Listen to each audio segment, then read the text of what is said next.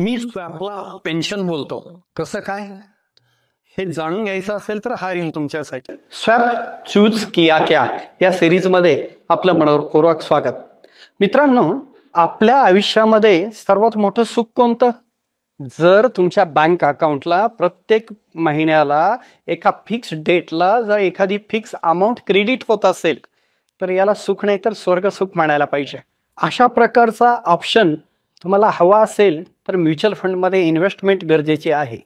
Mutual फंडामध्ये फक्त 50 लाख रुपये इन्व्हेस्ट करा आणि नेक्स्ट मंथ पासून प्रत्येक महिन्याला एका फिक्स डेटला तुमच्या बँक अकाउंटला क्रेडिट होतील 25,000 रुपये.